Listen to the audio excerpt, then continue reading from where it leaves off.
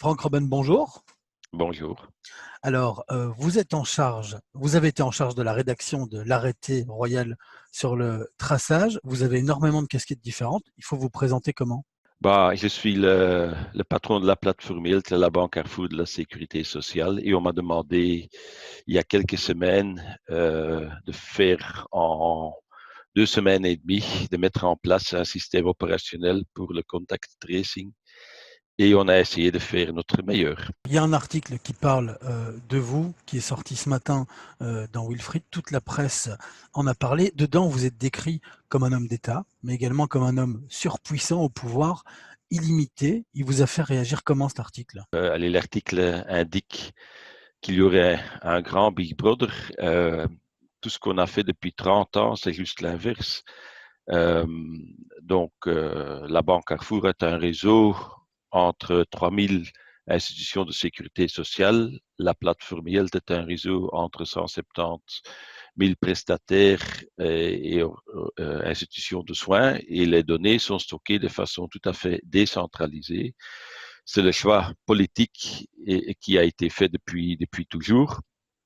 La plateforme Health et la Banque Carrefour sont ce qu'on appelle en anglais des clearing houses. Ce sont des institutions qui ne traitent pas des informations de contenu, mais qui organisent un échange d'informations de façon bien sécurisée entre ces institutions, tout en respectant la protection de données. Et ici, pour le traçage des contacts, on est dans une situation où tous les spécialistes disent que pour éviter qu'il y a de nouveau trop de personnes infectées, etc., qu'il faut tracer les contacts. Ce n'est pas nous qui avons inventé ça, c'est une demande qui a été faite. Si vous voulez le faire de façon efficace, il est clair que vous devez entrer en contact avec les personnes infectées et leur demander leur contact, que ce soit par un système manuel, que ce soit par une appli, mais c'est nécessaire. Et si c'est nécessaire, comment est-ce qu'on l'organise de façon la plus efficace? Si moi je suis dans un train et je suis à côté de quelqu'un qui vit en Wallonie ou à Bruxelles, il faut naturellement que c'est un système coordonné, sinon ça ne va pas marcher. Et je déplore un peu que via des articles pareils, euh, on détricote la confiance qui est absolument nécessaire pour que quand les gens les gens infectés sont contactés pour faire le traçage de leurs contacts, qu'on donne l'impression que ce sont des systèmes qui sont, comme on le dit, un état policier, etc. Ça, c'est pas le but. Et donc, ça n'aide pas à avoir à ce moment-là des attaques sur une personne. Je crois qu'il faut analyser les systèmes. Je suis d'origine scientifique. Ça, c'est décrit dans l'article aussi. Moi, je suis entré dans le secteur public par hasard, il y a 30 ans. Euh, mais s'il y a des améliorations, je suis le premier pour en discuter, aucun problème.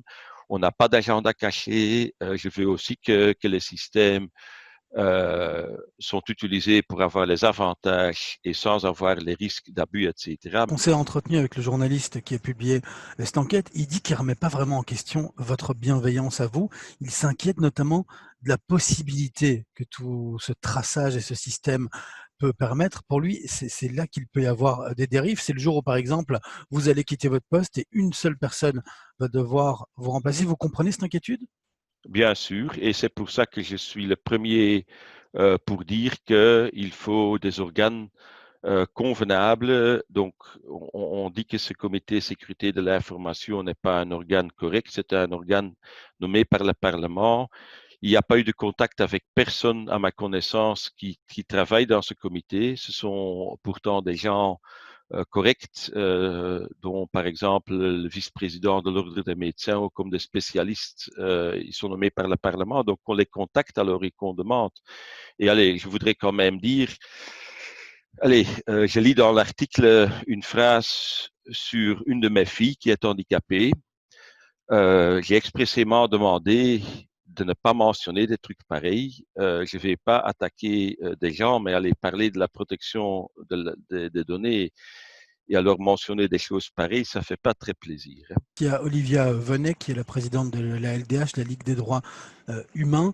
Elle remet en cause le fait que vous ayez notamment rédigé l'arrêté royal et que vous fassiez partie de l'autorité de protection des données. Elle dit que là, il y a un conflit d'intérêts et que elle, si elle reçoit un coup de fil du centre de traçage, elle n'y répondra pas. Ça vous inquiète comme réaction? Je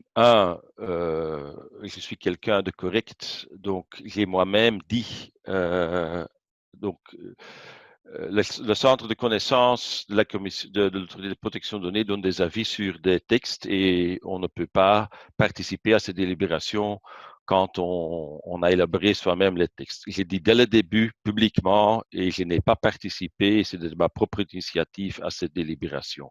Donc que ça soit clair. Et donc il y a des autres situations ou des autres membres. Le centre de connaissance, qui rend les avis. C'est une instance qui se réunit une fois par mois pendant 3-4 heures. Donc, tous les gens qui y sont, sauf la présidente, sont des gens qui ont des autres occupations. Et donc, on a la règle depuis toujours que quand il y a un dossier qui est fait par une de ces personnes, qu'il se retire et qu'il prend pas part à la décision. Mais naturellement, quand on n'arrive pas à démontrer que ces instances sont suffisamment neutres, etc., ça devient problématique. Et moi, j'invite tout le monde à vérifier comment ça fonctionne. Moi, je ne veux pas du tout, je suis quelqu'un qui a un engagement social, mais je ne veux pas non plus qu'il y a des risques que ces systèmes soient utilisés à des autres fins.